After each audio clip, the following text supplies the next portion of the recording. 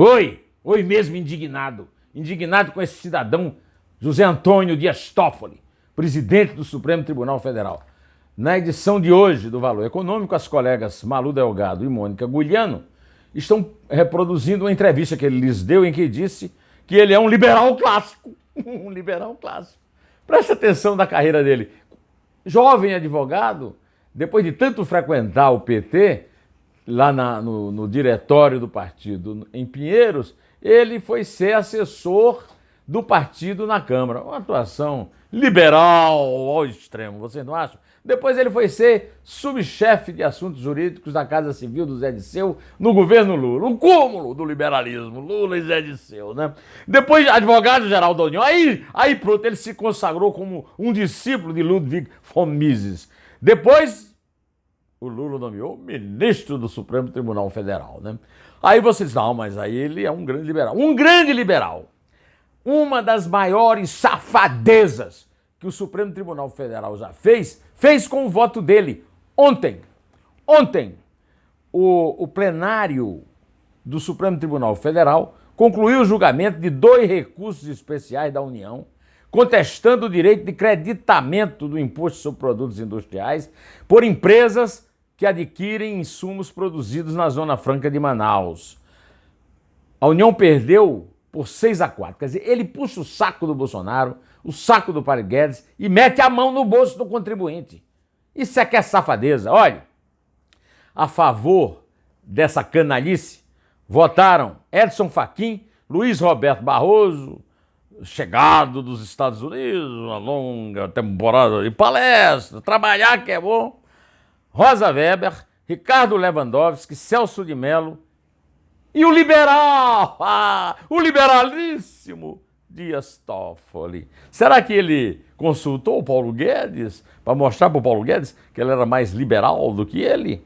Bom, contra o creditamento, votaram Carmen Lúcia, Marco Aurélio Melo, Alexandre de Moraes e Luiz Fux.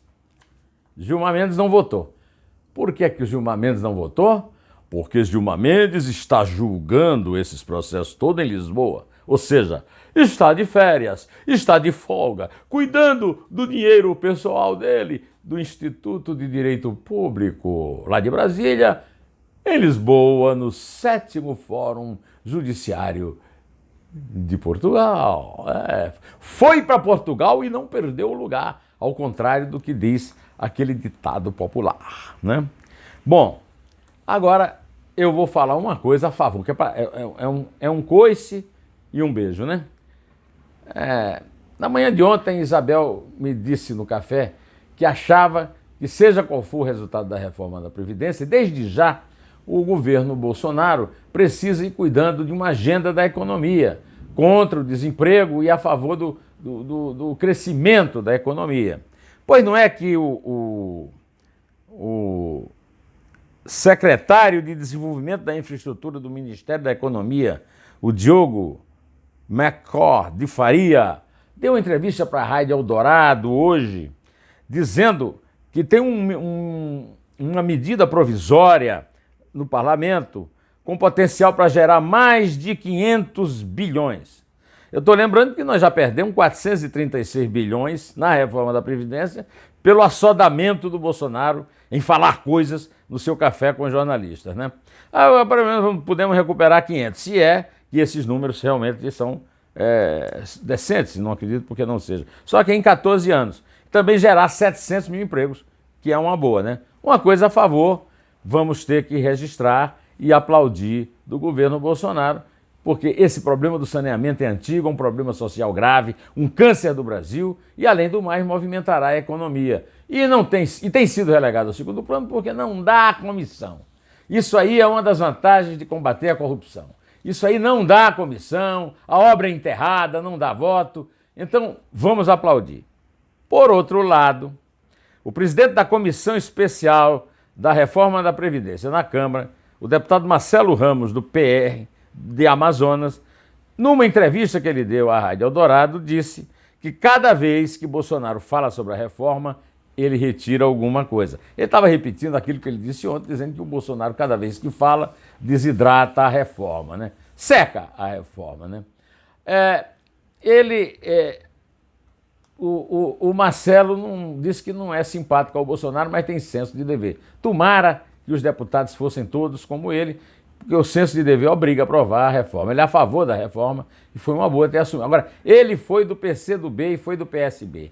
Será que o Carlos Bolsonaro, naquela fúria anticomunista dele, o próprio Bolsonaro, não vão relegá-lo a segundo plano por causa disso? Espero que não, né? Pois bem, o presidente Jair Bolsonaro disse na manhã de hoje que o governo deve descentralizar recursos para áreas de humanas, como filosofia e sociologia em universidades. Segundo ele, o objetivo é focar em áreas que gerem retorno imediato ao contribuinte, como veterinária, engenharia e medicina. A informação foi dada através do Twitter. Bom, em primeiro lugar, o Bolsonaro está se baseando em quê? Que estatísticas, que estudo diz que essas áreas que ele prefere são as áreas demandadas na universidade? O maior exemplo para ele é o Trump, são os Estados Unidos, né? Lá nos Estados Unidos, gente que mora lá e que é bem informada na área acadêmica, diz o seguinte: a área mais procurada é direito e as ciências humanas, que ele está querendo marginalizar nas verbas ao lado do ministro nota 7. O ministro dele, o Weintraub, nota 7, tirou nota 7. Ó, eu nem converso com gente que tira nota 7, porque quando o dia que eu tirava nota 7, eu passava uma semana chorando, né? Pois bem, então, o ministro nota 7 está errado. O Ministério da Educação tem que cuidar da educação básica. Essa guerra ideológica é uma guerra estúpida, idiota, né? E é uma guerra nota 7, entendeu? E o Bolsonaro, que eu nem sei se tirava nota 7 lá na Academia Militar de Agulhas Negras, não pode estar abençoando essas coisas. Até porque eles vivem demonizando o educador, o Paulo Freire. O Paulo Freire é um educador de base, de alfabetização. O método dele é um fracasso, não se usa em lugar nenhum, nem no Brasil, nem no mundo. Agora, eles podiam aproveitar o combate ao Paulo Freire e concentrar na educação de base, em vez de ficar fazendo guerra na universidade. Isso é de uma estupidez que chega a ser, assim, chega a provocar lágrimas. Eu tenho vontade de chorar diante de uma notícia dessa. Pois bem, por falar no Bolsonaro, eu já tinha falado no Carlos antes, a família Bolsonaro continua lidando problemas na área do direito trabalhista e da justiça propriamente dita. O desembargador Antônio Carlos Nascimento Amado, da Terceira Câmara Criminal do Rio, negou o pedido de liminar de Flávio Bolsonaro para que fosse suspensa a investigação do Ministério Público do Rio sobre o caso Queiroz, segundo noticiou o colega Anselmo Góes em sua coluna, lá no jornal O Globo. Me diga uma coisa, ele está alegando que tentaram abrir o sigilo dele. Olha, alguém, por exemplo, o pai podia chegar nele e dizer: ô Flávio, esquece a justiça, esquece, não fica pedindo na justiça, porque isso todo mundo, qualquer pessoa que tenha mais de 25 de QI, sabe que isso é uma tentativa de obstrução à justiça, não quer ser julgado, não quer ser incluído num processo. O Fabrício de Queiroz foi assessor dele. Há evidências que Fabrício de Queiroz é metido com milícia, não é evidência sobre ele, apesar dele ter elogiado muitos milicianos, inclusive presos. Mas isso aí, a questão é a seguinte: não vai à justiça. Já perdeu no Supremo, perdeu agora no Tribunal de Justiça do Rio, vai perder todas. Não tem por que suspender a investigação sobre a rachadinha lá do caso do Fabrício, por causa do COAF ter feito a informação inicial e o Fabrício ser assessor dele lá na Assembleia Legislativa do Estado do Rio. Eu, aliás, quero lembrar a vocês que nessa história da Assembleia também tem uma história de uma troca de funcionários ligados à milícia do escritório, do gabinete do deputado estadual e hoje senador Flávio e do vereador Carlos.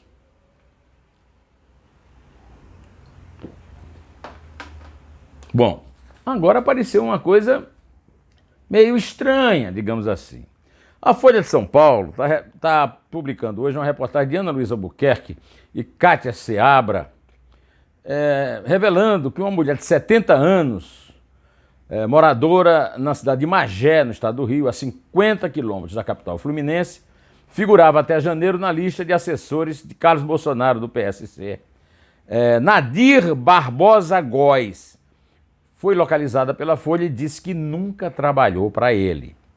O oficial de gabinete, ela era oficial de gabinete, teoricamente, na folha de pagamento, recebia R$ 4.271 mensais e atendeu o telefonema dos jornalistas lá da Folha e disse que não quis dizer quais eram as atividades que ela desempenhava, mas disse: fala com o vereador que eu não sei de nada.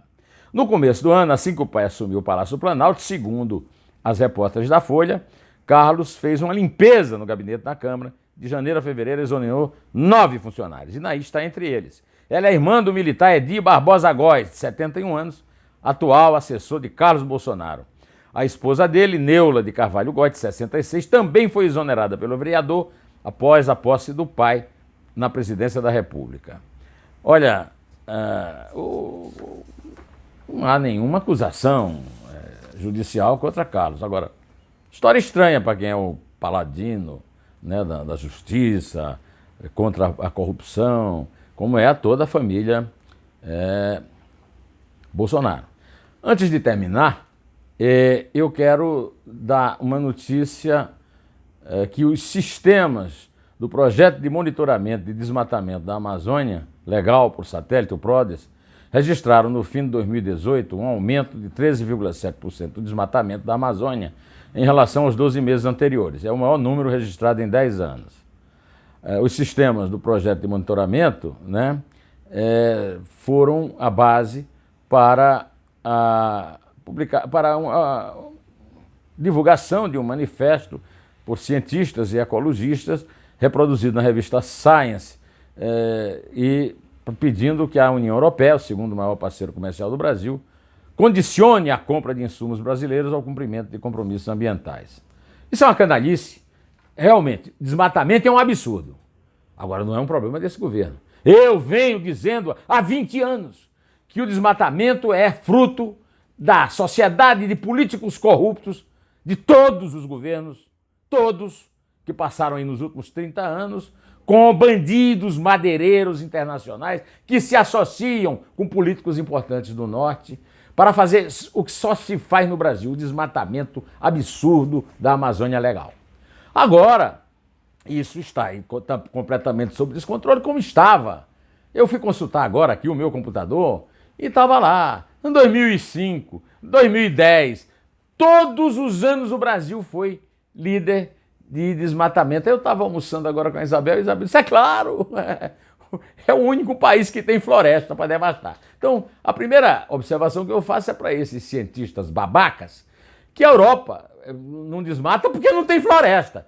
E porque não tem floresta, não tem moral nenhuma para falar nada de desmatamento. Agora, eu tenho, porque eu sou brasileiro e quero que a floresta, não que a floresta seja preservada, mas que não seja destruída da forma que está sendo destruída. E está sendo destruída por bandidos, madeireiros que estão tirando madeira. São bandidos proibidos de tirar madeira em todos os outros países do mundo. Então, até agora, não apareceu na presidência da República um macho que enfrente esses bandidos, porque estão todos comprometidos com os votos lá do Norte, nesse sistema absurdo de proporção de bancadas no Brasil.